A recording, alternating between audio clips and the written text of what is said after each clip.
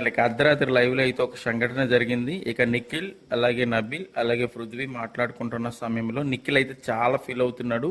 ఎందుకు ఫీల్ అవుతున్నాడు అనేది కానీ ఒక్కసారి గమనిస్తే గనక యష్మి వాళ్ళ ఫాదర్ నేను ఫ్యామిలీ వీక్ లో భాగంగా హౌస్ లోకి వెళ్ళిన సంగతి తెలిసిందే.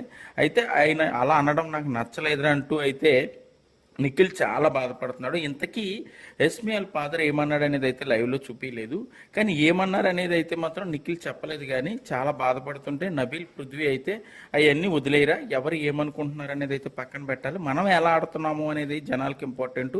మనం అయితే ఇండివిజువల్గా ఆడుతున్నాం కదా, సో మనం ఇంకా 4 వారాలు ఉంది కాబట్టి ఇవన్నీ పట్టించుకుని బుర్రకు తీసుకుంటే మనం ఆడలేం కాబట్టి, సో మనం ఇవన్నీ తీసుకోకుండా మనం ఆడదాము, ఆ తర్వాత జనాల నిర్ణయానికి వదిలేద్దాము అయితే నబీల్ నిఖిల్తో చెప్తున్నాడు. ఇక పృథ్వీ కూడా అవన్నీ పట్టించుకోకు, యష్మికి దూరంగా ఉండు, యష్మికి దూరంగా ఉంటే అన్ని సర్దుమరుగుతాయి కాబట్టి సో నీ ఆట నువ్వు ఆడుకో, మన ముగ్గురులోనే విన్నర్ అనేది ఉంటుంది ఖచ్చితంగా అయితే నబీల్ చెప్తున్నాడు. ఇక పృథ్వీ అయితే అవునంటావా అంటే నిజమే అని నబీల్ చెప్తున్నాడు.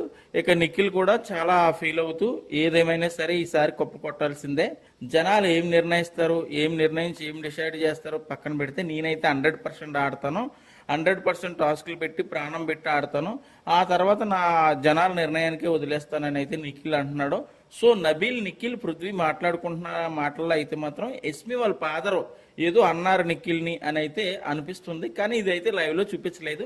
ఇదంతా కూడా అర్ధరాత్రి లైవ్లో జరిగింది కాబట్టి సో మనకి లైవ్లో అనేది మెయిన్ సీన్స్ కట్ చేసేస్తారు కాబట్టి ఏం జరిగింది అనేది ఈరోజు ఎపిసోడ్లో చూడాల్సి ఉంది. నిజంగా యష్మి ఫాదర్ నిఖిల్ని అన్నారా, లేదంటే అక్కడ ఏమన్నా సిచ్యువేషన్ జరిగిందా, అందుకే నిఖిల్ బాధపడుతున్నాడా అనేది అయితే ఈరోజు ఎపిసోడ్లో చూడాలి.